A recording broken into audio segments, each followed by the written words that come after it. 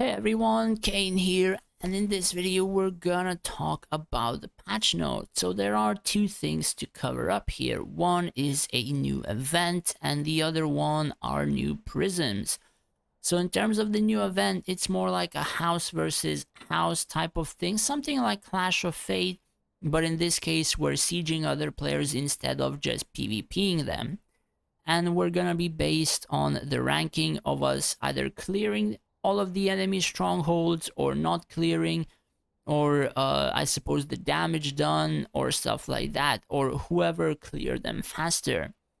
So basically, I do believe this event is gonna be like 2 or 3 days, so we're gonna have 6 or 9 chances to attack per day.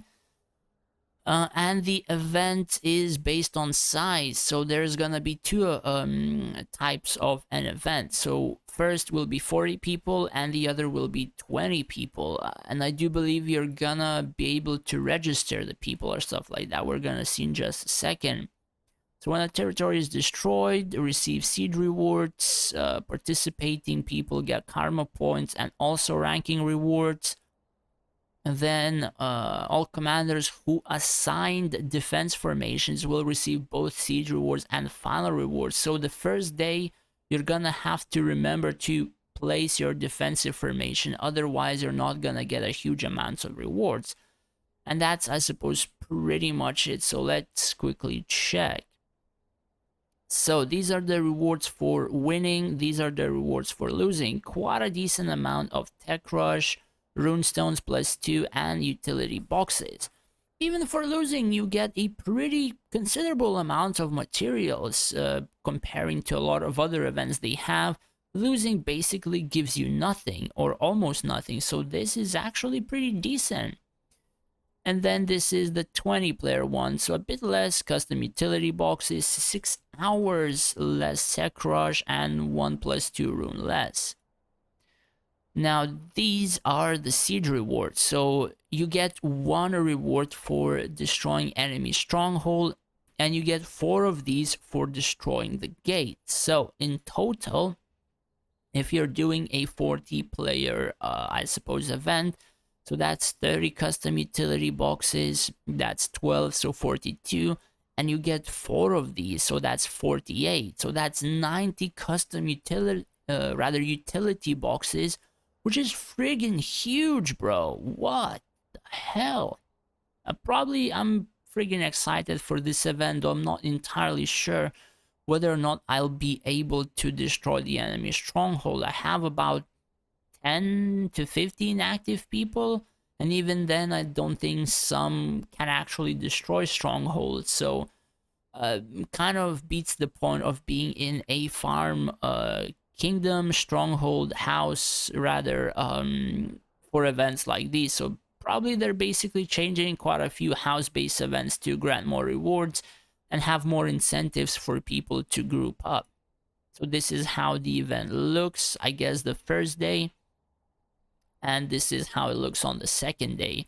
So basically, you against the 20-player event, rather, you get to assign 4 people per each place. So you have a stronghold and you have 4 gates.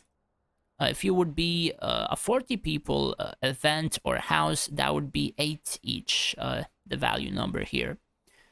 Then this is how you defend. I guess I thought about like having wall defenses or whatever to make it harder, but doesn't seem like it. I do believe you have traits as well. From the looks of it, this looks like a magic bonus trait, and yeah, and another trait here is probably crit damage or attack speed or something like that, or physical stuff. Excuse me. And this is for ranking when destroying or defending, I suppose, the gates or the stronghold or stuff like that. So if you destroy a stronghold fully or a gate fully, you're gonna be ranked from karma in that particular thing, and you're gonna get the Lunari and stuff like that. So I do believe you're gonna have like 5 of those rankings. Don't quote me on that, this is just speculation, but I think you're gonna have 5 of those. So that's, I guess, pretty much it. I'm kind of excited. I'm pretty like friggin' excited for the rewards. Those rewards are gonna boost me up quite well if my house does manage to succeed. And these are the prisms. So it says Kitano, Tisafin, Palace, and then sets for Gladiator, Mages, and the Rogues. This says Rangers, but I do believe it's Rogues.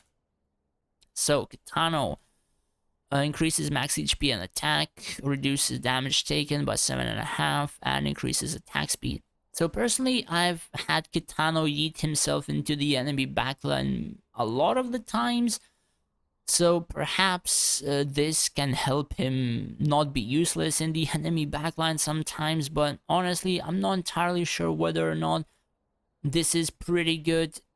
Prism in general rather grants 4 army bonuses and 2 hero bonuses.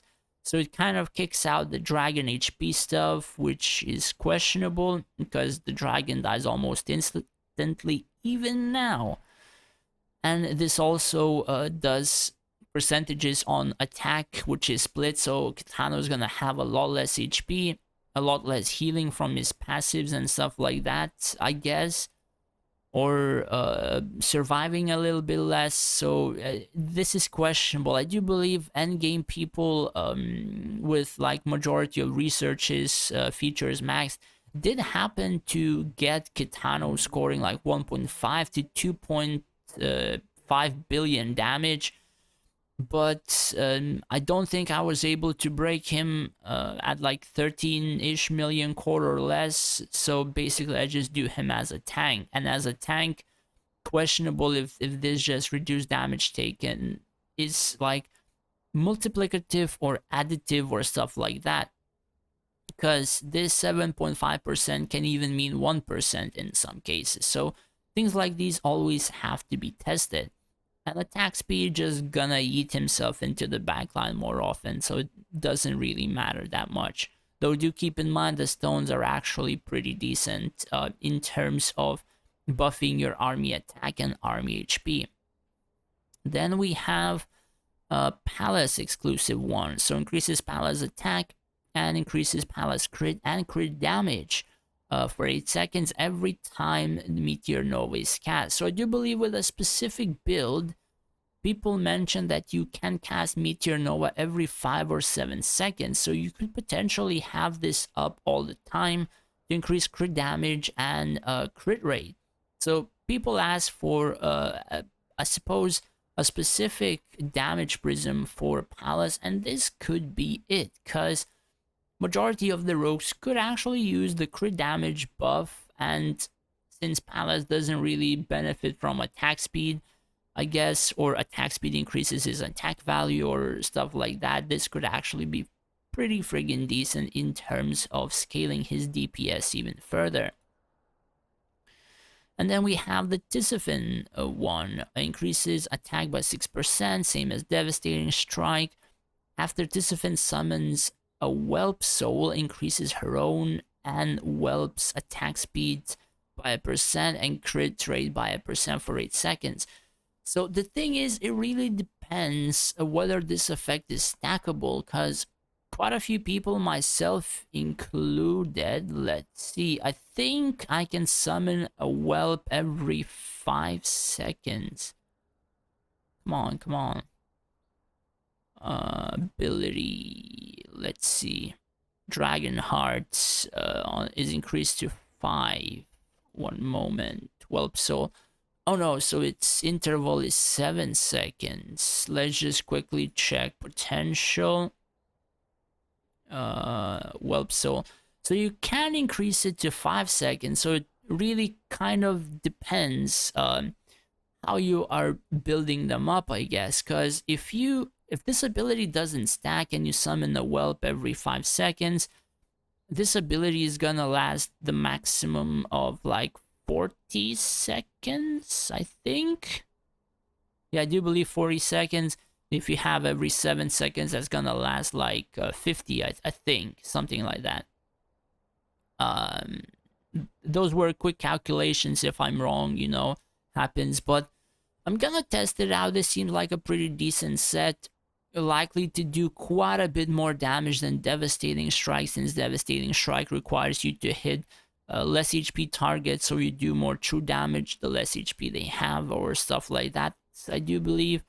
So this is just gonna straight up add a lot more DPS, and even buff the whelps that are already out. So if you summon the 4th or the 5th, all of the other whelps are also gonna increase in attack speed and crit rate, so they potentially can do some pretty friggin' crazy DPS, since Devastating Strike only affects the Tisafin herself. And then we have these specific classes. So Ultimate Mastery for mages, attack percent, and then attack speed and magic damage dealt every few basic attacks, stacks up to 3 times. So I suppose this for Valerie can actually be decent if you don't have Arcanist Fury. Now, this has to be tested whether or not this could surpass Arcanist Fury. The thing is, Arcanist Fury grants more damage to Valerie's early game burst due to the burn and the attack value, but this sort of thing kind of does something like a scaling, right? So you do a little bit less damage on the startup burst, but then whenever the fire dance ends, you already have this stacked 3 times, and you are going to attack faster and do more magic damage dealt. So it really depends what you want to benefit from, and I suppose against fighting liches or some sort of lich formations with a lot of invincibilities, usually the early burst doesn't matter that much. So I guess this should be tested, but I guess this is a pretty good substitute for new realms, new servers, because they don't really have those true prisms, and fine prisms are a lot easier to get. So honestly, a pretty good addition for quite a lot of people just starting out in the game as well. Do keep in mind, we have to know that this has 3 army prisms and only 1 dragon, whereas the rogue one, right, has 3 dragon prisms and 1 army one. So basically, this one, your army is gonna be a bit tankier or do more damage, and dragon either has less HP or less attack, and here your army either has less HP or less attack. So it grants attack, or rather it's basically the same thing as the mage one, just that it changes the I suppose magic damage to physical damage, and of course stacks 3 times.